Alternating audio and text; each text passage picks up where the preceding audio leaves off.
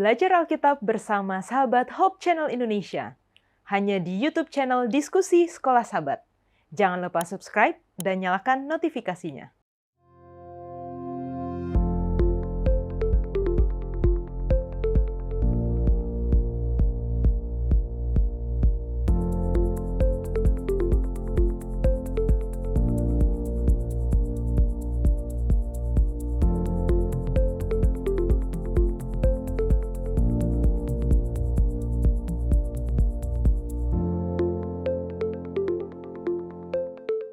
Selamat datang di Diskusi Sekolah Sahabat, diskusi pembelajaran Alkitab yang menguatkan iman kepercayaan kita kepada Tuhan. Senang sekali bisa bertemu kembali dengan pemirsa sekalian yang telah bersama-sama mengikuti Diskusi Sekolah Sahabat mulai dari awal tahun, dan saat ini tanpa terasa kita sudah hampir mendekati pertengahan tahun. Ini adalah pelajaran ke-12 atau dua terakhir dari triwulan kedua tahun 2023 yang sepanjang triwulan ini membahas mengenai pekabaran 3 malaikat. Dan terima kasih bagi teman-teman pendeta yang sudah bersedia datang di studio untuk berdiskusi bersama. Dan kita saat ini juga suka untuk membacakan komentar dari pemirsa yang telah menuliskan komentar di YouTube channel Diskusi Sekolah Sahabat. Saya mungkin boleh minta Pendeta James untuk membacakan komentar yang pertama. Silakan. Baiklah. Dari 61N LBN Baringin, terima kasih penjelasan pelajaran Sekolah Sahabat minggu ini. Dan juga dari Victory, bagus narasumbernya, lebih tenang dalam pembawaan. Dan juga dari Novita Ria, Minggu. Salam dari Jemaat Eklesia Akyadiri dari Jailolo, Ternate, Maluku Utara. Amin, puji Tuhan. Banyak teman-teman kita dari berbagai daerah ya, Pendeta ya. Amin. Selanjutnya dari Emi. Oke, ada yang pertama dari Gail Sel. Shalom, Pastor Situmorang, sangat jelas dan mengerti, menjadi berkat bagi kita yang mengikutinya. Amin. Amin. Kemudian kedua ada lagi dari Cika Ringkuangan. Puji Tuhan, pelajaran Sekolah Sahabat yang menambah pengetahuan tentang Alkitab. Salam untuk Kak Yola dan para narasumber. Amin. Ada Salam. juga nih Kak yang terakhir, dari Johannes Lapian. Pendeta James Situmorang, salut. Cara menerangkannya sangat baik dan jelas, singkat tapi padat. Amin. Puji Puji Tuhan. Tuhan. Puji Tuhan. Dan ada dua lagi dari Luseh Mindung. Terima kasih Diskusi Sekolah Sahabat di sini. Saya suka mengikuti Diskusi Sekolah Sahabat ini. Tuhan terus memberkati program ini. Dan yang terakhir dari Lasmah Sigo, terima kasih atas pencerahan pelajaran Sekolah Sahabat ini. Puji Tuhan untuk teman-teman yang telah menuliskan komentar ini, memberikan semangat juga ya bagi kita yang berdiskusi bahwa diskusi kita ini bermanfaat bagi Amin. teman-teman, bisa menambah pengetahuan Alkitab, bisa menguatkan iman, bisa membantu teman-teman semua dalam berdiskusi ketika di gereja masing-masing. Ya, itu juga. Nah, tentunya kita setiap pekan memberikan buku Sekolah Sahabat, namun ini karena sudah 2 sahabat terakhir ya Pendeta ya, 2 pelajaran terakhir, sudah kita mungkin akan mulai memberikan atau mengirimkan buku Sekolah Sahabat yang baru. Nanti kalau misalnya kami sudah mendapatkannya, kami akan bisa mengirimkan kepada teman-teman yang memang membutuhkan buku Sekolah Sahabat yang mungkin susah aksesnya untuk memiliki, atau teman-teman yang sangat rindu sekali untuk belajar bersama, silahkan kontak ke nomor call center Hope Channel Indonesia dan katakan saya rindu untuk belajar Sekolah Sahabat, ingin memiliki buku Sekolah Sahabat, dan kami akan mengirimkannya secara cuma-cuma ke tempat Anda masing-masing. Pelajaran satu triwulan ini mengenai pekabaran 3 malaikat adalah pekabaran belas kasihan terakhir dari Yesus Kristus sebelum kedatangannya yang kedua kali. Pekabaran ini adalah Injil murni dan sederhana, Injil yang disajikan di dalam kebenaran masa kini.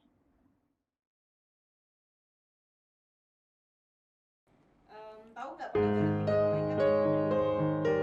Tahu, di Wahyu 14 ayat 6 sampai berapa? 11 mungkin.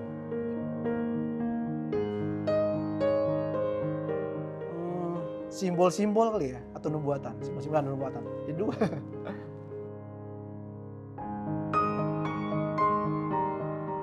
Nah, karena pelajaran tentang nubuatan, jadi supaya kita lebih dipersiapkan untuk hari yang depan, itu masa depan.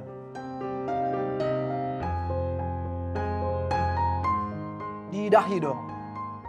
Dan seorang malaikat lain, malaikat yang ketiga menyusul mereka dan berkata dengan suara nyaring, "Jikalau seorang menyembah binatang dan patungnya dan menerima tanda pada dahinya atau pada tangannya." Oh, ada tangannya juga ternyata. Dahi dan tangan. Tahun 1844 adalah penggenapan nubuatan 2300 petang dan pagi dalam Daniel 8 ayat 14 yang juga merupakan hari kekecewaan besar bagi umat Allah yang menunggu kedatangan. Namun Tuhan tidak meninggalkan dunia tanpa kesaksian tentang kebenarannya. Amos 3 ayat 7. Sungguh Tuhan Allah tidak berbuat sesuatu tanpa menyatakan keputusannya kepada hamba-hambanya, para nabi.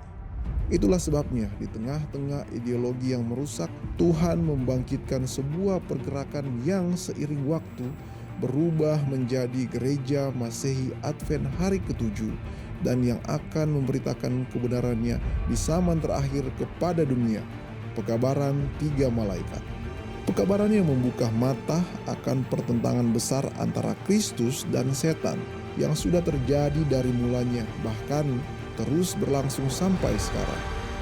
Pekabaran yang mengajarkan bahwa kehidupan berasal dari kekuatan Tuhan Pencipta yang dalam 6 hari menciptakan kehidupan di bumi dan beristirahat pada hari ke-7.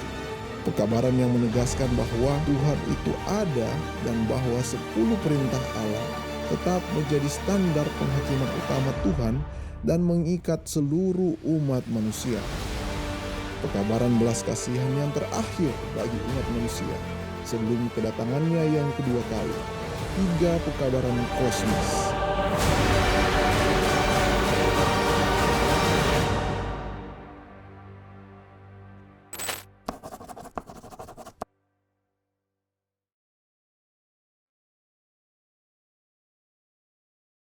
Pelajaran ke-12 dengan judul Materai Allah dan Tanda Binatang bagian kedua.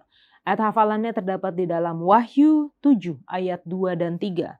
Dan aku melihat seorang malaikat lain muncul dari tempat matahari terbit. Ia membawa materai Allah yang hidup dan ia berseru dengan suara nyaring kepada keempat malaikat yang ditugaskan untuk merusakkan bumi dan laut, katanya. Janganlah merusakkan bumi atau laut atau pohon-pohon sebelum kami memeteraikan hamba-hamba Allah kami pada dahi mereka. Untuk memulai diskusi kita akan sama-sama berdoa dipimpin oleh Eni. Mari kita bersatu dalam doa. Bapa kami yang ada di surga, kami bersyukur dan berterima kasih oleh karena kebaikan Tuhan kami boleh ada di tempat ini untuk mendiskusikan pelajaran sekolah Sabat. Tuhan, kami sangat sadar keadaan kami lemah, penuh dengan dosa dan kesalahan. Untuk itu kami mohon Tuhan kiranya mengampuni dosa kami dan berada di antara kami, sehingga ketika kami membicarakan pelajaran sekolah Sabat ini, itu semua adalah tuntunan dari Roh Kudus Tuhan. Berkati juga Kak Yola, pendeta yang akan membawakan diskusi bersama-sama di sini. Kiranya Roh Kudus Tuhan menjadi bagian mereka. Berkati juga yang akan menonton. Biarlah Roh Kudus Tuhan menjadi bagian mereka untuk boleh mengerti sesuai dengan kasih dan kemurahan Tuhan. Kami serahkan hidup kami ke dalam tangan-Mu. Di dalam nama Yesus kami berdoa. Amin. Amin. Terima kasih. Amin. Ketika kita bicara mengenai materai Allah dan tanda binatang, ini sudah bagian kedua ya. Jadi kita sudah ada introduction-nya dulu lah sedikit di pelajaran yang pekan lalu. Namun kita memberikan polling atau membuat polling kepada followers dari Instagram Hope Channel Indonesia, menanyakan apakah biasanya mereka menandai atau menamai barang-barang mereka. Nah, hasilnya ada 32% menandai hanya barang berharga saja, 36% hampir semua barang ditandai atau dinamai, dan 32% tidak sama sekali. Jadi artinya hampir sama ya perbandingannya sepertiga-sepertiga yang nggak kasih nama sama sekali, yang kasih nama semua barangnya dan kasih nama hanya barang-barang berharga saja. Contoh-contoh barang yang mereka tandai ya, tas, lalu barang-barang elektronik, pulpen nih harus nih kayaknya ditandai. Soalnya dia sering berpindah lalu tidak kembali kalau tidak dinamai. Lalu notebook, Alkitab. Nah, saya juga menandai ya, menamai. Biasanya kita menamai Alkitab kita. Lalu buku dan tas, pakaian, buku. Wah, ini ada alat makan yang katanya nggak boleh hilang. Kalau hilang lebih baik tidak pulang. Itu katanya harus dinamai itu. Lalu buku juga.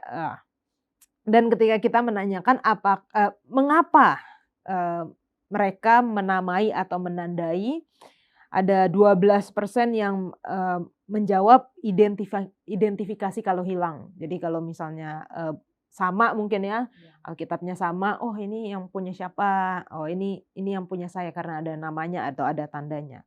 Lalu 17% bukti kepemilikan, tapi yang paling besar itu 71% menjawab agar tidak tertukar.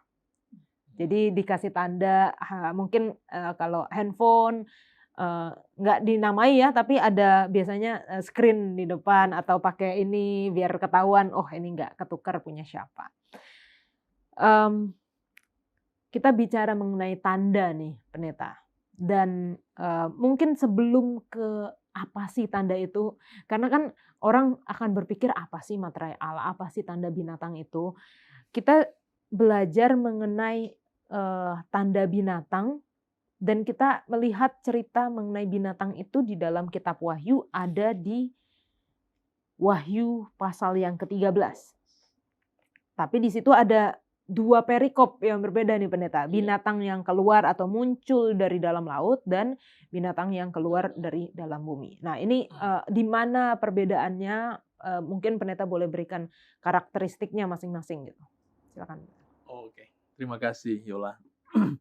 Untuk karakteristik ya tentu kita lihat juga di dalam kitab Wahyu 13 ini ya. Yang dari dalam laut, di sini dia katakan dia itu bertanduk 10, berkepala 7. Tanduk-tanduknya terdapat 10 mahkota dan pada kepalanya. Persis dengan apa yang digambarkan di dalam kitab Daniel. Coba kita buka dalam kitab Daniel. Daniel pasal yang ke-7. Ya kan? Daniel pasal 7 juga untuk binatang yang keempat. Di ayat 23. Kita mulai aja 24 ya. Dia katakan, ke-10 tanduk itu ialah ke-10 raja. Saudara lihat ini. Jadi tanduk-tanduknya sama. Ya kan? Iya. Dan dia juga menghujat. Iya. Sama persis. Jadi ini sebenarnya adalah satu sistem. Jadi dia bukan berbicara secara harafiah atau literal apa yang digambarkan dalam kitab Wahyu. Sementara juga di dalam Wahyu pasal 13 ayat 11 ada deskripsi atau gambaran yang diberikan mengenai binatang ini. Dia katakan dia bertanduk 2, beda dengan yang pertama. Ada tanduk berapa? 10. Ini hanya 2. Dan juga sama seperti anak domba, tapi dia berbicara seperti seekor naga. Nah, nanti kita perhatikan bicara seperti seekor naga itu seperti apa. Ya kan? Kalau jangan kita katakan bagaimana suara naga, bicaranya bagaimana. Kalau kita bicara mengenai, jadi bukan suaranya yang dimaksudkan, tapi bicaranya. Nah, kalau kita tahu berbicara, kita kenal dengan kata berbicara seperti seekor naga. Ini berbicara seperti ular. Dan kalau kita lihat di dalam kisah ular, pertama muncul di dalam kitab Kejadian, pasal 3, bicaranya itu nggak ada yang betul. Penipuan. Ya kan? Jadi kalau dia berbicara seperti seekor naga, dia sementara berbicara mengenai penipuan. Jadi ini gambaran sedikit saja yang bisa kita tahu dari kedua kriteria yang digambarkan dari 2 binatang ini dalam kitab Wahyu 13. Oke, dan kita melihat bahwa di binatang yang pertama yang keluar dari dalam laut ini memberikan kuasanya ya, pendeta, kepada binatang yang kedua. Iya.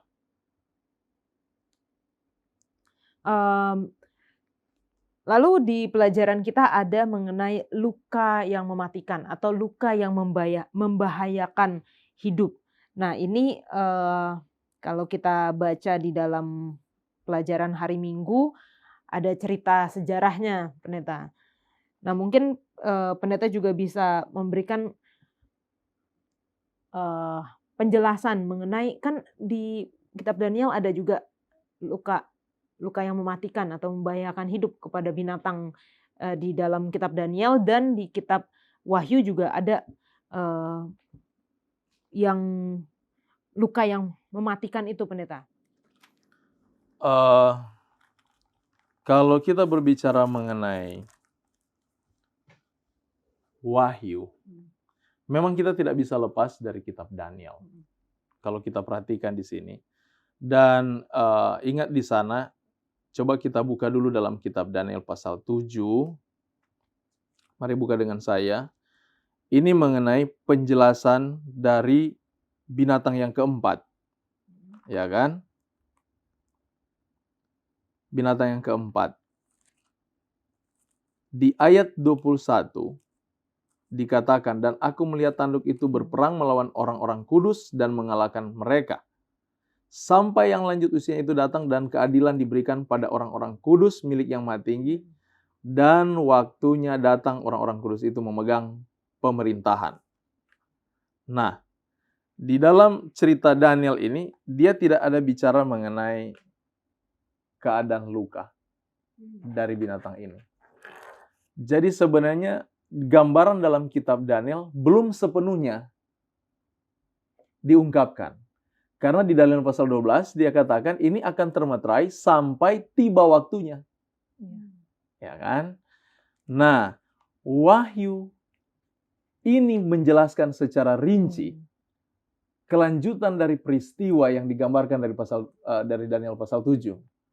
Dan di sini dia katakan nanti binatang ini, nanti Wahyu pasal 13 itu yang katakan bahwa dia akan mengalami luka parah. Dengan kata lain, kekuasaan di Daniel pasal 7, dia menggambarkan betapa hebat kekuasaan binatang ini.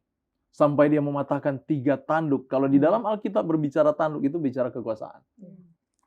Kalau bicara binatang, itu bicara pemerintahan. Jadi semua ini bisa bicara sistem. Dia bukan berbicara personal, orang pribadi atau siapa dia. Dia berbicara mengenai sistem. Dan ketika Wahyu pasal 13 dia ungkapkan, di dalam kehebatan binatang ini yang digambarkan oleh Daniel pasal 7 tadi, ternyata ada kisah di mana dia akan mengalami luka parah. Di kepalanya malah ditulis. Kalau kita bicara kepala berarti sumber pikiran, sumber otak, sumber ide. Dia jalan di sana. Jadi sistem ini dijalankan dengan baik, namun akhirnya dia mengalami luka parah. Ini yang hanya digambarkan oleh kitab Wahyu pasal 13. Oke. Dan penjelasannya lengkap ya pendeta ya, dari sejarah dan tepat ya pendeta ya. Oh iya. Jadi kita melihat untuk kitab Wahyu itu kita tidak lepas dari cerita sejarah. Karena pembuktiannya itu harus dibuktikan di dalam sejarah. Bukan hanya bergantung dengan apa yang akan terjadi di depan. Yang kita pada umumnya para teolog mereka kenal itu dengan istilah kaum futuris. Yang melihat Wahyu itu hanya untuk masa depannya saja.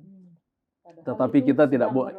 Itu sementara berlangsung dan dia punya akar peristiwa itu dilihat dari historis. Masalah yang sudah pernah terjadi.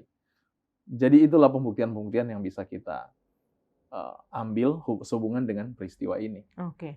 Emi gimana waktu belajar kitab Wahyu ini dan melihat, ternyata ini tepat ya. Gimana, apa yang Emi alami waktu itu, rasakan? Ya, jadi kalau dari pribadi ya Kak Neta, memang sejauh apa yang saya pelajari, sebanyak dari apa yang saya ketahui, ketika belajar pelajaran khususnya di nubuatan, ketika khususnya saya pribadi, kalau saya tanya teman-teman, banyak yang nggak mengerti. Jadi pertama saya bersyukur sekali untuk bisa tahu, apalagi ketika yang pendeta sampaikan tadi, melihat dari sejarah, kan pernah ikut seminar, pernah ikut penjelasan yang lebih, ada kelas yang lebih dalam dibahas. Di situ saya mulai lihat bahwa oh ternyata ini benar. Apa yang Alkitab tulis itu benar dan pernah terjadi dan akan terjadi. Jadi ketika saya tahu itu perasaannya, wah iman saya jadi bertambah malahan. Luar biasa. Dan ada 1-2 poin mungkin yang saya mau angkat kalau boleh Kak, mengenai pertanyaan yang pertama tadi, karakteristik yang ada di binatang dari dalam laut dan dari dalam bumi. Ini yang saya temukan dari beberapa seminar atau khotbah yang sering disampaikan. Kalau yang pertama, di binatang yang keluar dari dalam laut, tadi pendeta sudah sampaikan, ini berbicara mengenai sistem. Nah, khusus untuk dari dalam laut, ada satu karakteristik yang saya mau highlight, itu di ayatnya yang ke-5. Garis bawahi juga kata yang penuh dengan kesombongan dan hujat. Nah, kita tahu bahwa kitab Daniel ini perlu kita pelajari juga dari penjelasan ayat-ayat Alkitab lainnya. Jadi menarik sekali kalau kita buka di Lukas pasal 5 ayat 21, ketika Yesus dan murid-muridnya, waktu itu kita tahu dia mengampuni dosa. Ya, di situ ada orang-orang, saya buka saja biar tidak keliru. Lukas 5 ayat 21, ayat ini katakan, nah, Lukas 5 ayat 21 bilang, ahli Taurat dan orang Farisi berkata begini, siapa ini orang yang menghujat? Kemudian dijelaskan, apa maksud mereka hujat? Mereka tuduh Yesus menghujat karena mereka bilang, siapa sih yang dapat mengampuni dosa selain daripada Allah? Artinya, salah satu karakteristik sistem binatang yang keluar dari dalam laut, dia punya ini, sifat menghujat yang mengaku bisa mengampuni dosa selain Allah. Kemudian karakteristik kedua dari kata hujat, ada juga di Yohanes 10 ayat 33, masih peristiwa tentang Yesus juga. Yohanes 10 ayat 33 dikatakan begini, jawab orang Yahudi itu ketika Yesus ditolak, bukan karena suatu pekerjaan baik maka kami mau melempari engkau, melainkan karena engkau menghujat Allah. Tapi dalam konteks ini mereka katakan Yesus sepertinya bagi mereka ya, hanya manusia tapi menyamakan dirinya dengan Allah. Artinya itu, sistem yang dari laut ini punya kuasa hujat. Maksudnya dia punya karakteristik menghujat dalam hal mengaku bisa mengampuni dosa dan menyamakan diri dengan Allah. Mungkin itu kalau dari dalam laut. Kalau dari dalam bumi ada juga sih, tapi mungkin nanti pendeta bisa tambahkan lebih lanjut. Mungkin itu dari saya, Kak. Oke, terima kasih Emi. Jangan kemana-mana teman-teman, karena kita akan kembali lagi setelah yang satu ini.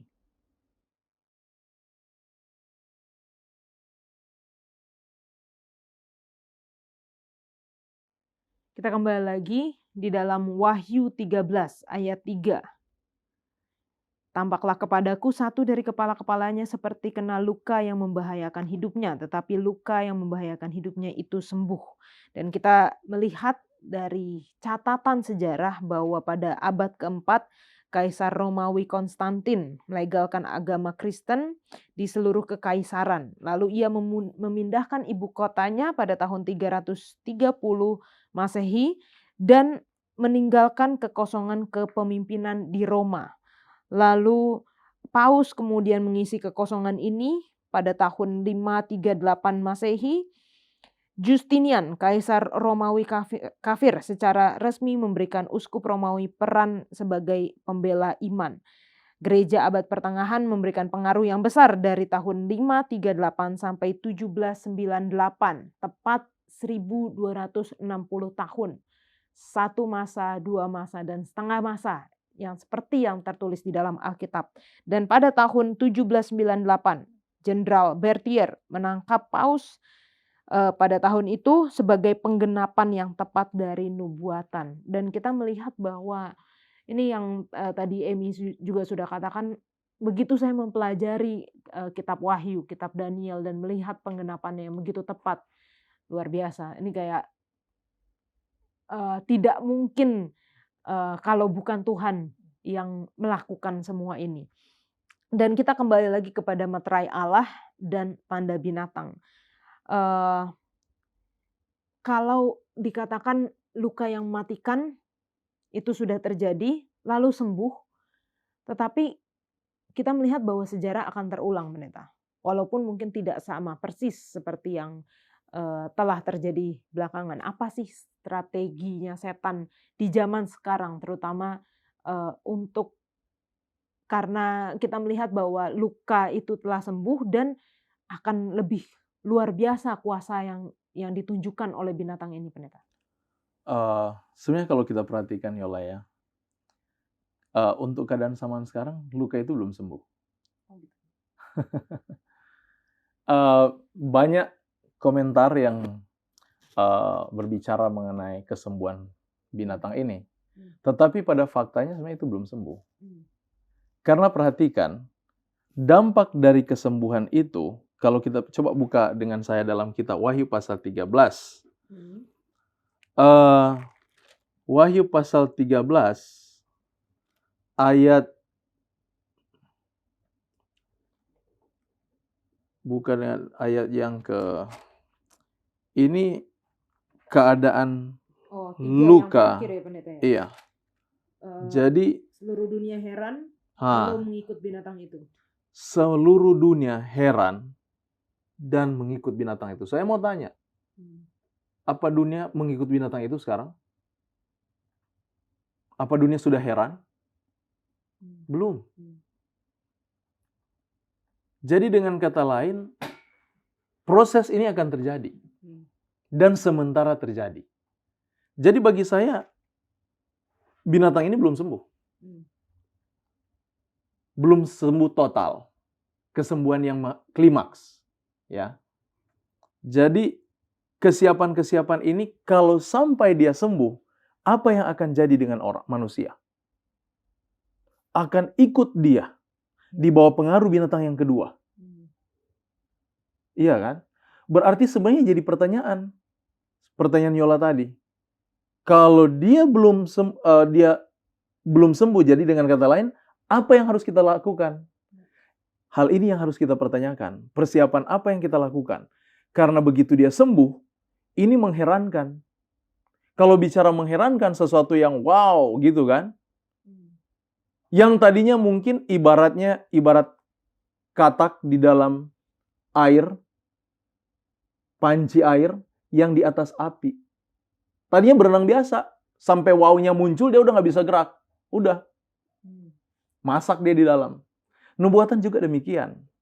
Jadi jangan kita berpikir binatang ini udah sembuh. Belum. Sistemnya belum sembuh. Dia masih jalan dan proses penyembuhan itu sementara jadi. Klimaksnya nanti kapan? Kita belum tahu. Tapi bagi umat Allah dipersiapkan. Nah, itulah fungsi mengapa ada gereja. Gereja dipersiapkan untuk menghadapi masa ini. Karena ingat, Wahyu pasal 13 untuk binatang keluar dari dalam bumi, ini berbicara mengenai satu sistem penipuan yang paling hebat yang dikerjakan oleh binatang ini. Semua yang dilakukan oleh pekerjaan binatang ini adalah memanipulasi pekerjaan rohani. Sebagaimana dengan api turun dari langit yang tadinya itu adalah gambaran Roh Kudus, ya, seperti lidah-lidah api, dia juga melakukan hal yang sama. Tapi bukan secara harafiah, tetapi ini berbicara mengenai spiritisme. Api-api, Roh Kudus, kalau dalam kitab Kisah Para Rasul. Baru itu apa lagi? Allah punya Trinitas, dia juga punya Trinitas. Naga, binatang dari laut, binatang dari bumi. Ini kan penipuan semua. Di dalam Ulangan pasal 6, ayat 8, supaya orang-orang mengasihi Allah dan menempatkan, dia katakan di sana, kasih kepada Allah itu menjadi meterai di dahi dan di tangan. Dia juga menggunakan dahi dan tangan. Jadi semua dimanipulasi sedemikian rupa dari apa yang disebut dengan rohani.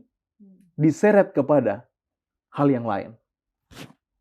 Jadi itu menjadi beban, bukan beban ya. Artinya kita umat Tuhan harus lebih jeli memperhatikan. Jangan sampai kita berpikir kita sudah Kristen, pengikut Kristus, ternyata kita sementara disesatkan. Mungkin itu Yola Oke. yang bisa saya tambahkan. Nah, tadi pendeta udah sebutkan nih mengenai dahi dan tangan. Apa sih bedanya, Emi, perbedaan penempatan dari materai Allah dengan tanda binatang?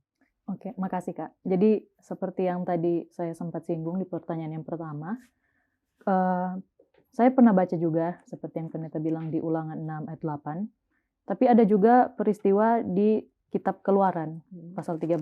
Izinkan saya buka. Keluaran 13 ini mengenai peristiwa bangsa Israel ketika mereka keluar dari tanah Mesir. Nah, sesudah itu Tuhan perintahkan untuk ada satu hari raya namanya roti tidak beragi. Di situ kalau kita baca agak panjang, tapi poin yang saya mau angkat di sini. Di ayat yang ke-9, di situ dikatakan, seperti pendeta bilang juga tadi, benar. Makanya sebelum saya jawab Kak, menarik sekali Alkitab karena dari kitab awal sampai akhir semua berkaitan. Nah, jadi pasal 13 ayat 9 Keluaran dibilang, hal itu harus jadi tanda pada tangan, dan juga peringatan di dahi, supaya hukum Tuhan ada. Kemudian ayat 10 jelaskan, artinya kalau di tangan, haruslah kau pegang ketetapan ini pada waktunya yang sudah ditentukan dari tahun ke tahun. Artinya dilakukan. Itu yang saya mengerti berdasarkan Alkitab jelaskan di ayat 10. Dan ayat 8 menjelaskan apa yang ditaruh di tangan dan di dahi, yang harus dilakukan. Di sini dijelaskan ibadah ini adalah karena mengingat apa yang dibuat Tuhan. Artinya, dia tanda ini, kalau di kitab Keluarannya, dikatakan mengenai ibadah. Jadi itu harus dilakukan kalau di tangan. Nah, kalau di ayatnya yang ke-16, di sini dijelaskan malahan, hal itu harus menjadi tanda pada tangan dan menjadi lambang di dahimu, sebab dengan kekuatan tangannya, Tuhan membawa kita keluar dari Mesir, agar orang-orang tidak lupa. Jadi itu yang saya mengerti kenapa harus di dahi, agar kita ingat, agar jadi satu peringatan. Kenapa di tangan? Agar itu jadi tanda kita pegang atau kita lakukan. Mungkin itu Kak dari saya. Oke. Nah, ini menarik karena kalau di kitab Wahyu, materai Allah itu hanya di dahi ya pendeta ya? Materai Allah. Materai Allah. Di Wahyu tidak ada sebutan materai Allah di Yang di pasal Di Coba. 7, ya pendeta ya? Wahyu pasal 7. Iya, ayat 3. Janganlah merusakkan bumi atau laut atau pohon-pohon Oke. sebelum kami memeteraikan hamba-hamba Allah kami pada dahi mereka. Iya. Di pasal 7. Sedangkan kalau yang di tanda binatang di pekabaran malaikat ketiga dikatakan pada dahi dan pada tangan juga.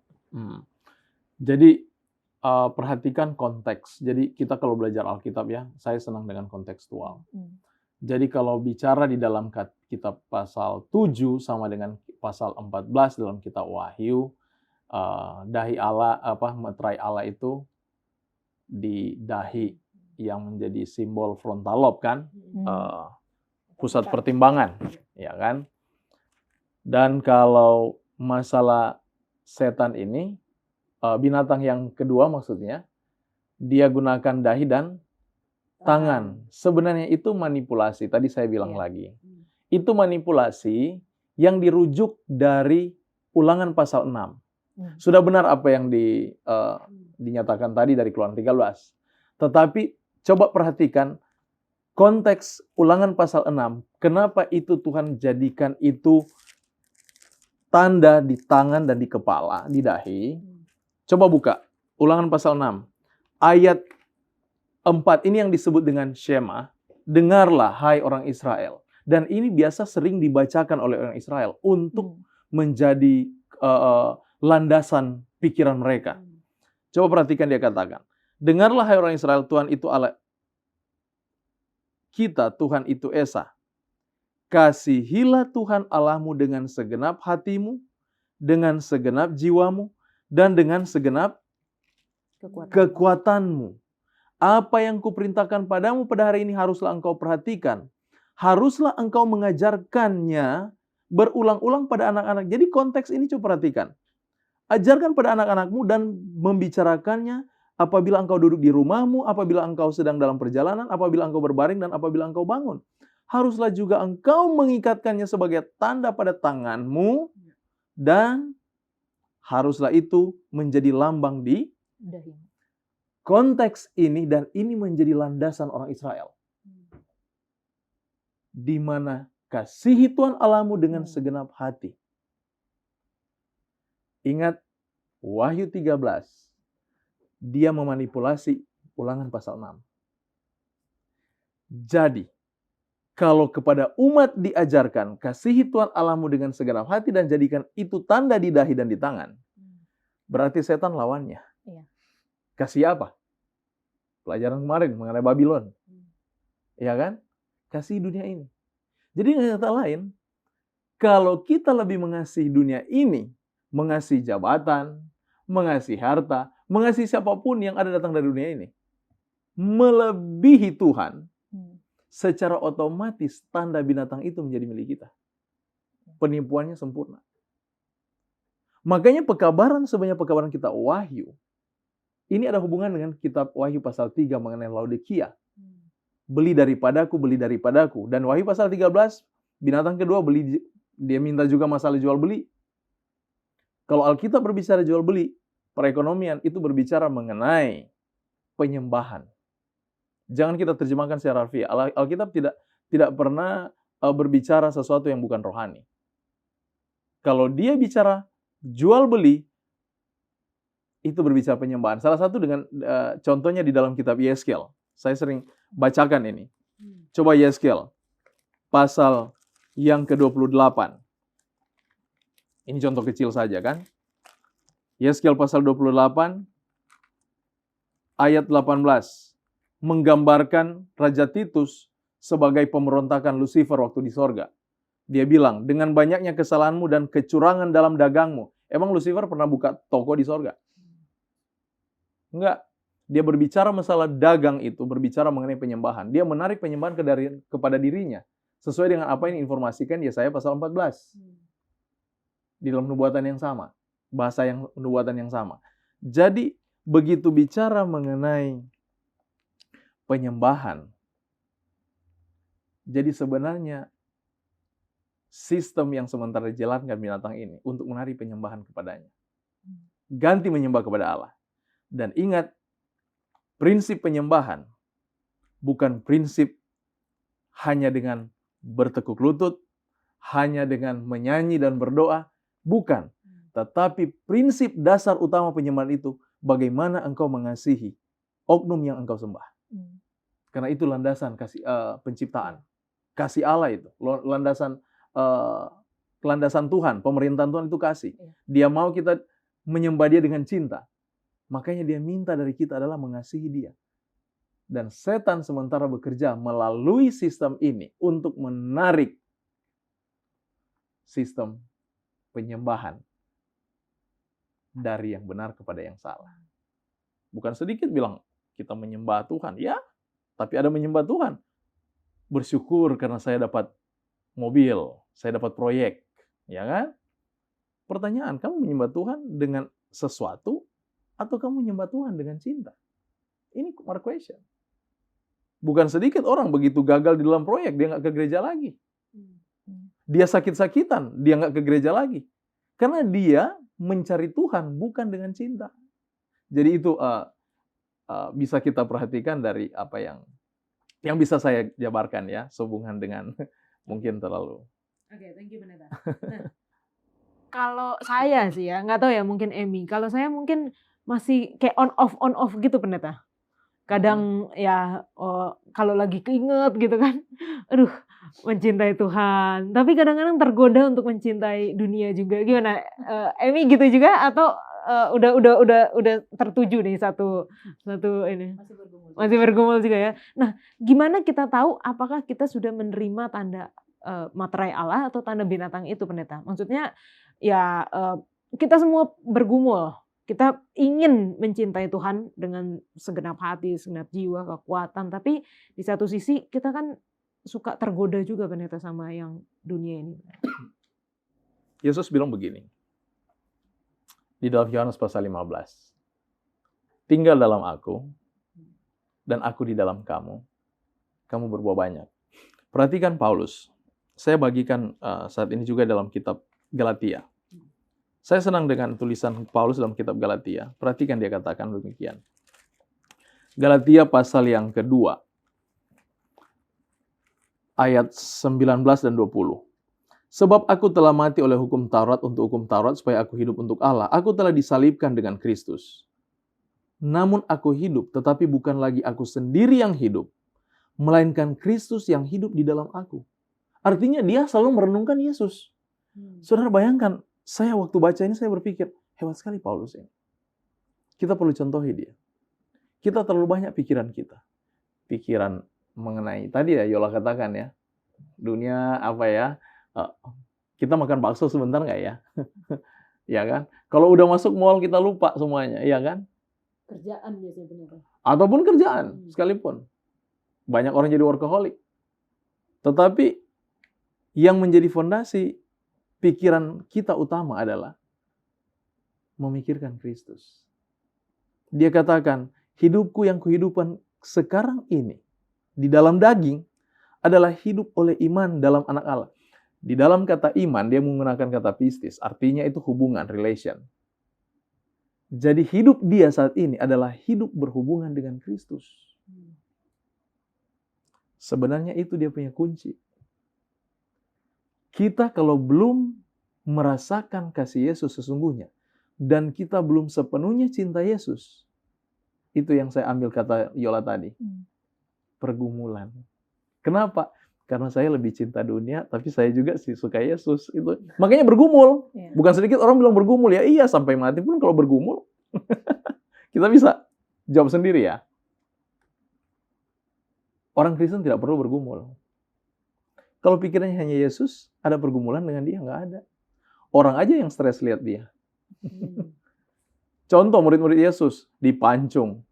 Apa mereka bergumul dengan pancungan? Enggak, malah senyum semua mereka. Orang yang lihat itu yang stres. Tapi mereka, jawaban mereka sama semua. Hidup untuk Kristus, mati untuk Yesus. Semua pikiran mereka demikian. Dan sebenarnya ini yang menjadi pikiran utama yang Tuhan mau tarik bagi umat. Di akhir zaman, pekerjaan penipuan ini sangat kuat dia. Kecuali jadikan Yesus hidupmu. Hanya itu dia punya jawaban. Tidak ada yang lain. Yesus, Yesus, dan Yesus. Secara pribadi saya mau katakan di sini. Walaupun saya sudah di kependetaan, tetapi saya tetap masih melatih hidup saya untuk mencintai Yesus itu. Ya tentu kalau kita mencintai Yesus bukan nonton film ya. Saya perlu baca mengenai cerita-cerita Yesus dari Alkitab. Saya perlu dengar kesaksian orang mengenai pengalaman dia dengan apa yang dia rasakan bersama Tuhan. Dan itu mungkin kekuatan. Mungkin itu yang bisa saya tambahkan, Yola. Oke, thank you Pendeta. Sama-sama. Jangan kemana-mana, saudara-saudara, pemirsa sekalian, karena kita akan kembali mendiskusikan mengenai meterai Allah dan tanda binatang setelah yang satu ini.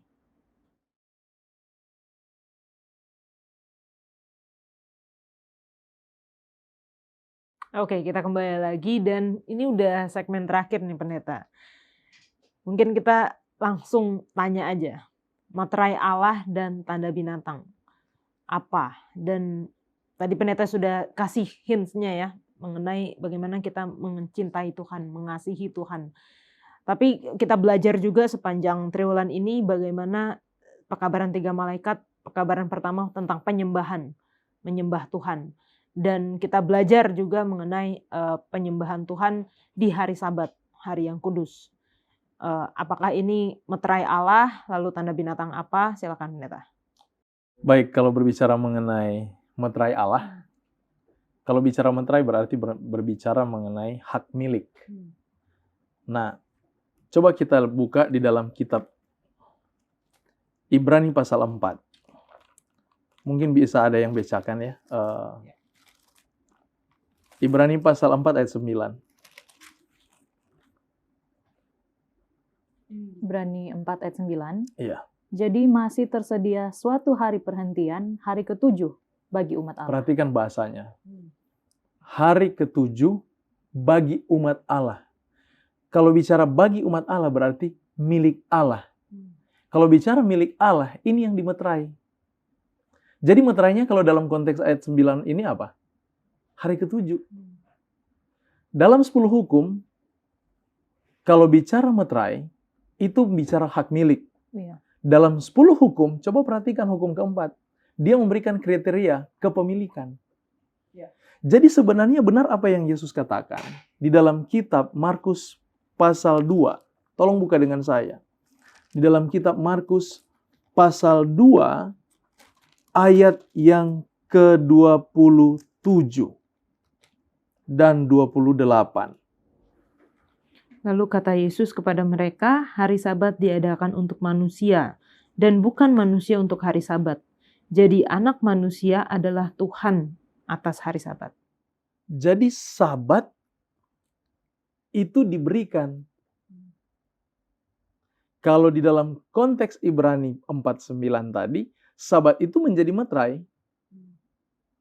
Jadi tanda kepemilikan itu hari Sabat. Dengan kata lain, Sabat itu milik Allah, bukan milik manusia. Kita tidak punya hak untuk menyembah Allah dengan suka-suka kita. Tidak, Allah juga beraturan. Iya kan? Jadi contoh, kalau saya di kantor, saya sebagai manajer, bisa nggak anak buah mondar-mandir di kantor saya, sembarang buka pintu? Enggak. Pasti saya punya aturan. Kapan kita bertemu? Walaupun kita sudah satu kantor. Jadi dengan kata lain, kalau bicara meterai, itu bicara kepemilikan. Dan kalau bicara kepemilikan, hanya hak Allah satu-satu. Allah yang memiliki hak untuk hal itu. Nah, kenapa setan tidak menggunakan kata meterai, tapi kata tanda? Iya kan? Coba buka di dalam kitab Yeskel pasal yang ke-20, ayat 12 juga. Yeskel 20 ayat 12.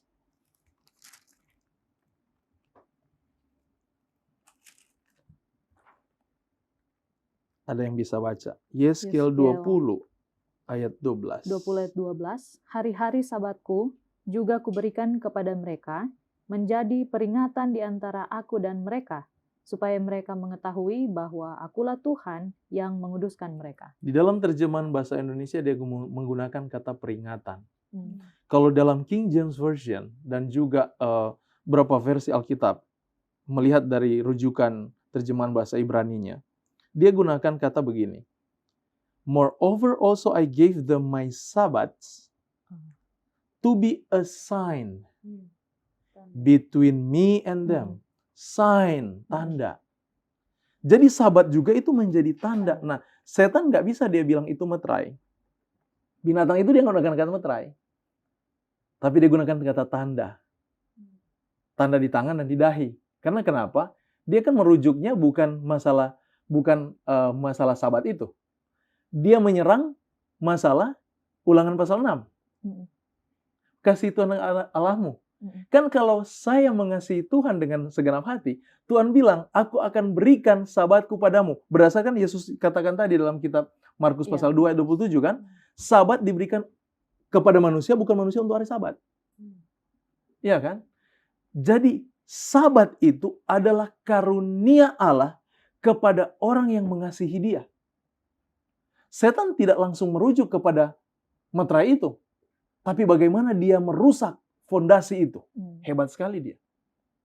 Karena kalau kita tidak suka Tuhan, kita lebih mengasihi dunia, otomatis tidak ada meterai bagi kita. Makanya yang diambil tanda. Lihat ini. Ini permainan kata, tetapi dia punya makna yang besar sehubungan dengan pengertian mendasar di dalam penyembahan. Karena penyembahan yang diminta Tuhan adalah kepada kasih. Apapun dogma yang kita pegang,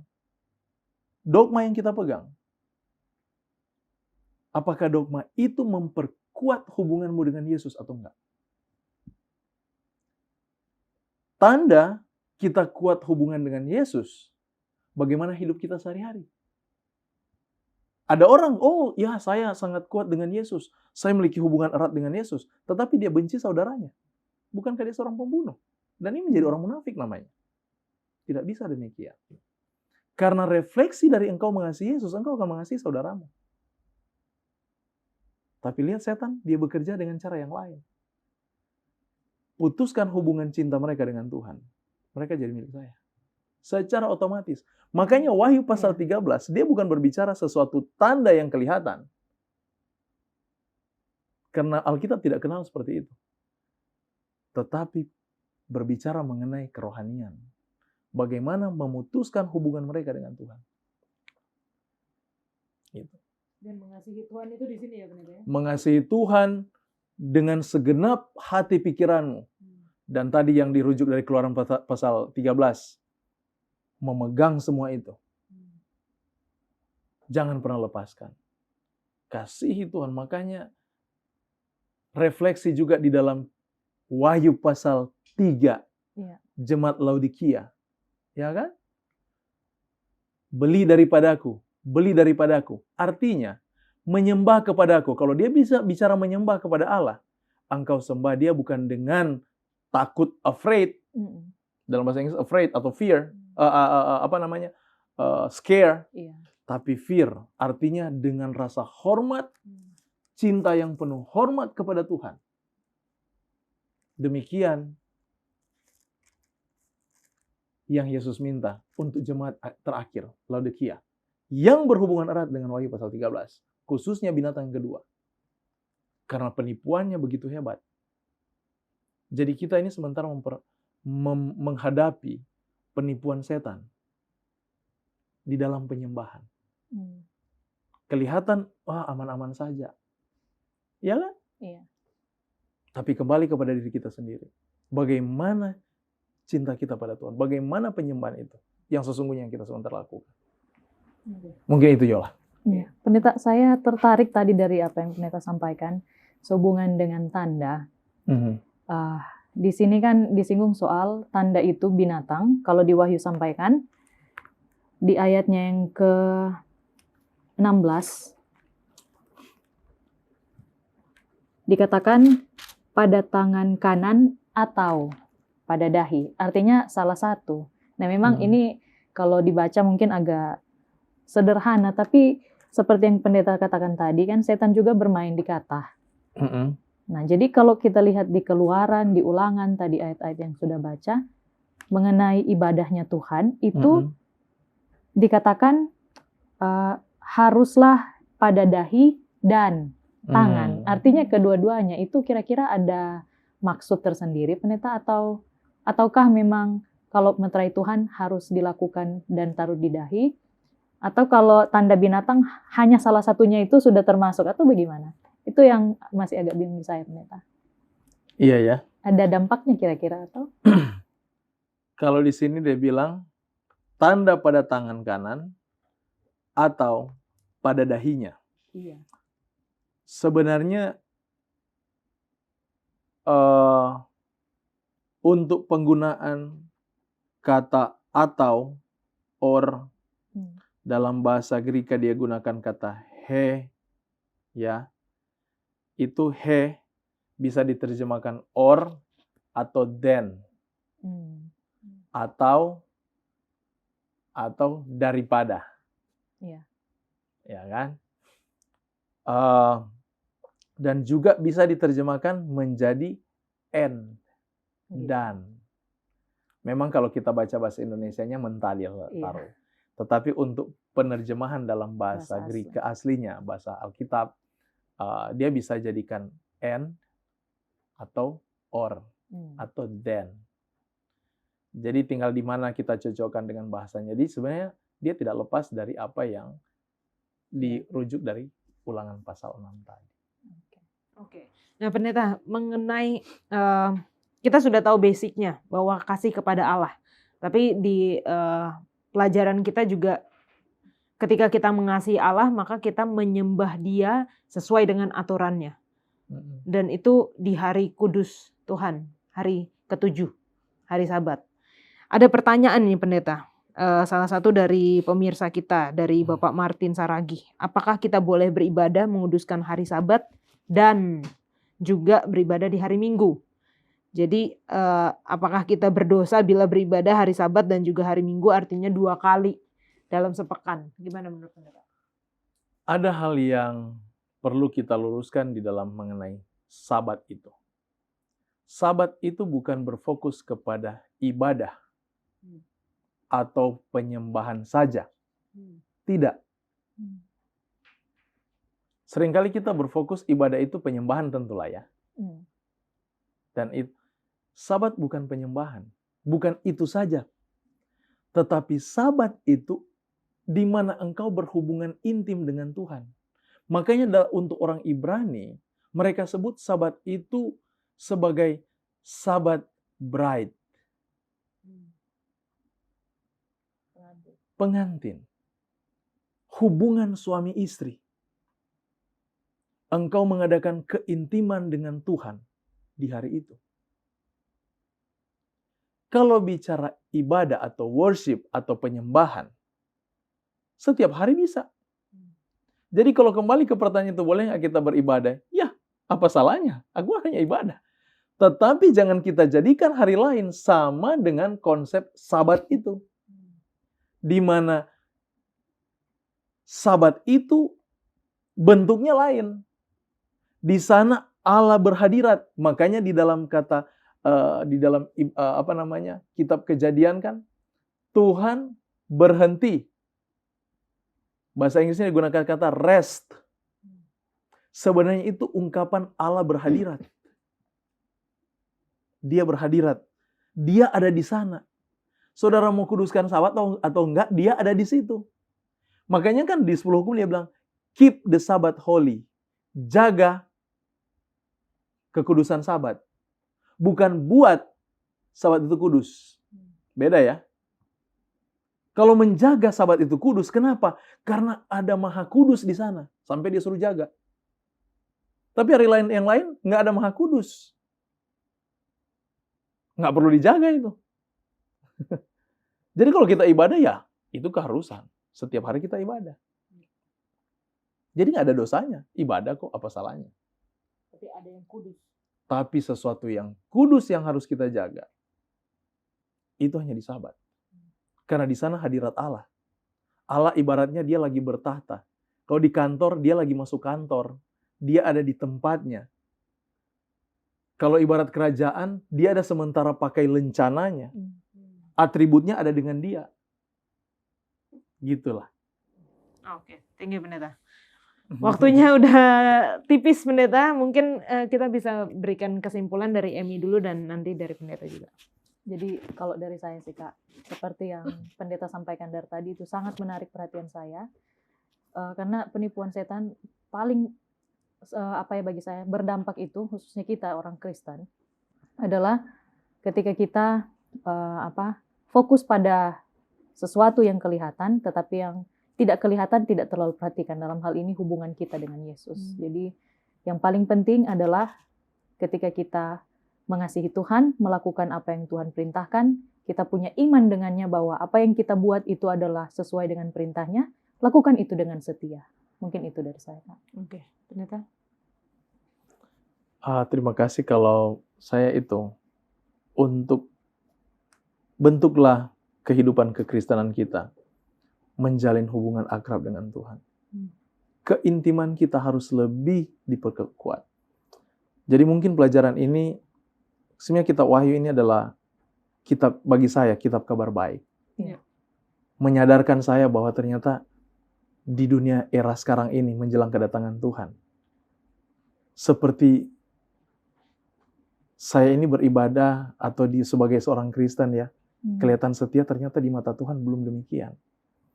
Karena kalau sudah demikian, nubuatan ini nggak ada.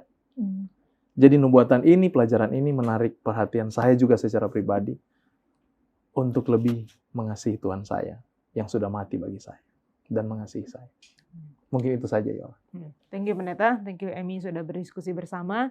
Dan saat ini kita akan masuk kepada sesi tanya jawab bagi teman-teman yang mungkin masih bingung akan pelajaran ini atau juga memiliki pertanyaan sehubungan dengan pembahasan kita, silahkan tinggalkan di komentar YouTube channel Diskusi Sekolah Sahabat dan kita akan membahasnya atau menjawabnya di episode-episode mendatang. Kami persilakan. Baik, saat ini kita masuk di dalam sesi tanya jawab bersama dengan Pendeta Julius Siotang. Terima kasih Pendeta sudah meluangkan waktu untuk kita dapat mendiskusikan pertanyaan-pertanyaan dari pemirsa yang mereka sudah lama menunggu pertanyaan ini, tapi karena antriannya panjang, jadi baru bisa kita jawab di episode yang kali ini. Yeah. Nah, yang pertama Pendeta dari Brami Sondak, dia ada menyebutkan beberapa ayat di dalam Kolose 1 ayat 15. Ia adalah gambar Allah yang tidak kelihatan, yang sulung, lebih utama dari segala yang diciptakan. Dari ayat di atas menyatakan bahwa Yesus diciptakan sebagai yang sulung. Apakah sebelum Adam dan Hawa tercipta, Yesus sudah diciptakan terlebih dahulu dan ikut bersama-sama dalam proses penciptaan? Dia ada memberikan beberapa ayat lagi di dalam Wahyu 3 ayat 14 dan juga Amsal 8 ayat 22. Mohon penjelasannya. Baik, pertanyaan yang sangat baik Yola dan juga dari Saudara Brami Sondag. Ayat-ayat ini adalah ayat yang sering kali digunakan bagi mereka yang masih mempertanyakan tentang ketuhanan daripada Yesus Kristus. Tapi kalau kita baca di dalam Alkitab, tadi Yola sudah membacakannya, coba kita lihat ya. Kita coba lagi lihat secara sistematis. Kita mulai dari ayat yang ke-15. Di sana yang pertama dikatakan ia adalah gambar Allah yang tidak kelihatan. Itu yang pertama. Dan yang kedua adalah dia dikatakan yang sulung lebih utama dari yang diciptakan. Jadi dia berbicara yang pertama adalah gambar, the image of God. Yang kedua dia berbicara tentang yang keutamaan atau yang dalam bahasa Inggrisnya menggunakan kata firstborn. Kemudian kalau kita lihat lagi ke 16 di sana dikatakan karena di dalam dialah telah diciptakan segala sesuatu. Lalu dideskripsikan apa saja yang terlibat dalam penciptaan itu.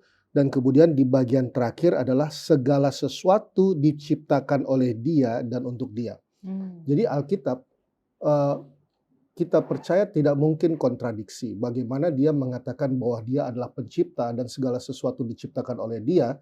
Tetapi dari hal mengenai lebih utama dari segala yang diciptakan, lalu kita bertanya, apakah dia pencipta atau tidak? Padahal ayat ini mengatakan bahwa dia adalah pencipta dan segala sesuatu diciptakan oleh dia. Nah, kata lebih utama sendiri itu menggunakan kata firstborn dalam Alkitab itu bisa dalam pengertian dua hal. Bisa menjadi kelahiran yang sebenarnya atau manusia yang paling tua ataupun ternak. Tetapi pengertian itu juga bisa berarti dalam ranking atau dalam tingkatan keutamaan. Kita kenal Raja Daud anak keberapa? Anak ke-8. Tetapi Tuhan menunjuk Daud itu sebagai anak yang sulung dalam konteks tentang raja. Jadi dalam tingkatan dia sebagai raja, dia disebut juga sebagai anak yang sulung. Jadi pengertian itu bisa berarti dua, bisa secara kelahiran secara literal maupun secara tingkatan. Nah, inilah yang kita perlu pelajari karena dalam konteks mengenai anak sulung itu, kata prototokos daripada kata Yunani itu menunjukkan kepada dua hal ini. Nah, sekarang menjawab pertanyaan itu adalah bahwa kata dari awal menunjuk bahwa Yesus secara waktu dia ada di dalam pekerjaan penciptaan. Di dalam awal daripada semua penciptaan ini dia ada di dalam pekerjaan penciptaan itu dan dia adalah bahagian dari pencipta itu. Jadi dia tidak dijelaskan mengenai bahwa dia adalah awal daripada penciptaan, tetapi dari segi waktu dia bersama dengan Allah di dalam penciptaan. Kita ingat bahwa dalam Kejadian 1 ayat 1 mengenai berfirmanlah Allah, dan kita tahu dalam Yohanes 1 dijelaskan bahwa firman itu telah menjadi manusia, menunjukkan tentang Yesus. Nah, jadi secara sederhana kalau kita percaya bahwa Kolose 1 ayat 15-16 ini mengangkat tentang keutamaan Yesus sebagai pencipta, maka tidak sulit kita untuk mengerti dalam Wahyu 3 ayat 14 ya. Coba kita lihat dalam Wahyu 3 ayat 14. Dan tuliskanlah kepada malaikat jemaat di Laodikia, inilah firman dari Amin, saksi yang setia dan benar, permulaan dari ciptaan Allah. Nah, kadang-kadang kita dibingungkan dengan permulaan dari penciptaan. Kita tahu bahwa dari segi bahasa, bahasa kita atau dalam terjemahan bahasa kadang-kadang tidak memenuhi semua pengertian aslinya daripada bahasa dan daripada konteks bagaimana rasul atau nabi penulis dari Alkitab menuliskan itu. Tetapi kalau kita melihat dari Wahyu 3:14 itu menjelaskan mengenai permulaan, itu menggunakan kata arche. Arche itu menunjukkan tentang inisiatif. Itu berhubungan dengan sebuah tindakan atau siapa yang memulai akan pekerjaan itu atau dimulai dalam pekerjaan penciptaan itu, dan dia adalah Yesus ya, karena Wahyu 3 berhubungan dengan semua wahyu itu berbicara tentang Yesus. Nah, kalau kita berbicara tentang Amsal, Kolose 1:5-16, Wahyu 3:14 relate berbicara tentang Yesus. Tapi kalau kita bicara mengenai Amsal 8 itu sebuah tulisan tentang puisi yang menjelaskan tentang hikmat yang terlibat di dalam pekerjaan penciptaan, dan yang melakukan pekerjaan penciptaan itu Allah. Dan Allah menciptakan dunia ini dengan hikmatnya. That is the wisdom of the Lord. Itu adalah hikmat daripada Tuhan di dalam menciptakan dunia dan segala isinya. Kalau kita berbicara bahwa Yesus itu adalah konteks ciptaan dalam Amsal, itu tidak sesuai dengan roh dan konteks daripada Amsal 8 itu sendiri. Mungkin itu yang bisa saya jawab. Oke, thank you Pendeta. Jadi memang dari awal sudah jelas bahwa Alkitab tidak mungkin kontradiktif terhadap yang lain, satu dengan yang lainnya Pendeta ya. Iya. Makanya kita perlu bukan hanya membaca, tetapi mempelajari apa makna daripada kata-kata dan konteks daripada firman Tuhan itu. Siap, thank you Pendeta. Nah, ini pertanyaan yang kedua dari Jones Jenny. Pertanyaannya, apakah Adam dan Hawa menyembah Tuhan di Taman Eden? Nah, silakan Pendeta. Jones Jenny ya. Baik, terima kasih banyak untuk pertanyaan yang sangat baik. Apakah Adam dan Hawa menyembah Tuhan? Itu pertanyaan yang sangat baik, karena di dalam Kejadian 1-3 tidak secara, menurut apa yang saya lihat, tidak secara tulisan langsung gamblang dikatakan bahwa Adam adalah menyembah kepada Hawa. Tapi saya ini Yola dan juga saudara yang menanyakan, saya ingin membacakan satu kutipan ya. Dikatakan di sini bahwa Taman Eden tetap ada di bumi lama setelah manusia menjadi orang buangan dari jalan yang menangkan. Umat manusia yang telah jatuh ke dalam dosa telah lama diizinkan untuk menatap rumah yang tak berdosa itu. Pintu masuknya hanya dibatasi oleh para malaikat penjaga. Jadi sesudah mereka jatuh ke dalam dosa, mereka diusir dari Taman Eden. Kemudian Taman Eden itu dijaga oleh para malaikat. Ini yang menarik nih. Di pintu gerbang Firdaus yang dijaga oleh kerub-kerub, kemudian ilahi dinyatakan, disinilah Adam dan anak-anaknya menyembah Allah. Di sini mereka memperbaharui sumpah ketaatan mereka terhadap hukum yang telah dibuat oleh Tuhan. Itu dalam buku Maranatha 354 alinea yang kedua. Jadi kutipan ini menjelaskan tentang bagaimana Adam bersama keluarganya setelah jatuh ke dalam dosa, mereka datang kembali ke pintu gerbang itu untuk menyembah Tuhan dan memperbaharui komitmen mereka yang telah gagal oleh karena mereka telah jatuh ke dalam dosa. Dua hal yang kita bisa pelajari tentang hubungan ibadah Adam di dalam Taman Eden. Yang pertama tentang Sabat.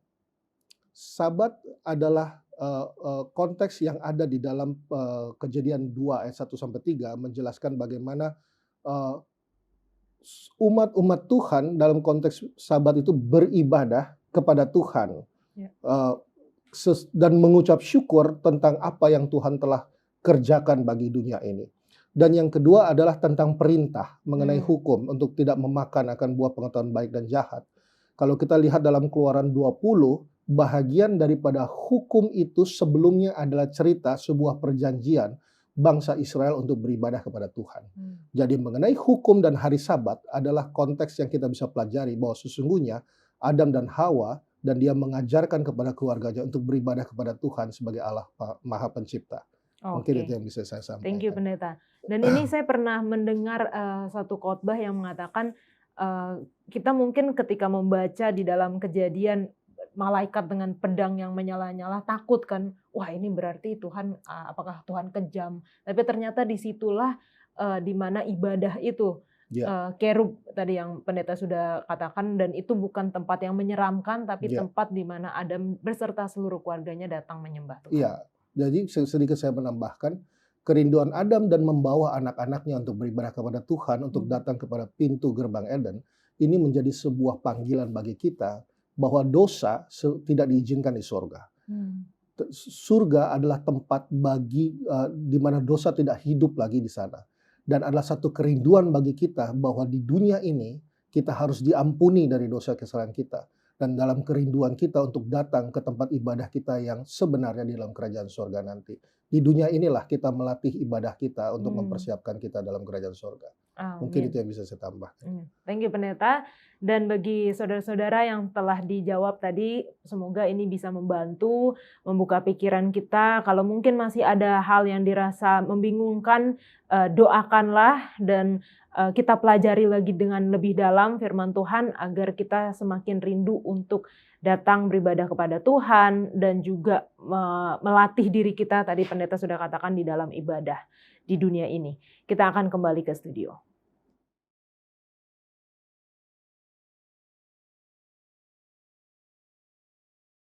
Untuk menutup diskusi kita akan minta pendeta James untuk berdoa. Baik, mari kita satu dalam doa. Untuk pemirsa di rumah, kita berdoa. Mulialah Engkau ya Yesus Juru Selamat kami. Saat ini kami boleh belajar firman-Mu, membuka pikiran kami untuk belajar mengasihi-Mu lebih dari sebelumnya. Ajari kami untuk percaya kepadamu Tuhan, dan mempersiapkan hari-hari kami menghadapi tahun-tahun nubuatan ini, di mana Tuhan akan segera datang. Sertai umat-Mu di mana saja mereka berada, dan pimpin hati kami untuk tetap setia kepadamu. Di dalam nama Yesus kami berdoa dan mengucap syukur. Amin. Amin. Terima kasih kembali saya ucapkan. Dan biarlah bagi pemirsa sekalian, kita akan setiap hari, setiap saat belajar untuk mengasihi Tuhan dengan segenap hati, segenap pikiran, segenap kekuatan, sehingga materai Allah itu akan menjadi milik kita. Kita akan bertemu di episode selanjutnya. Tuhan Yesus memberkati.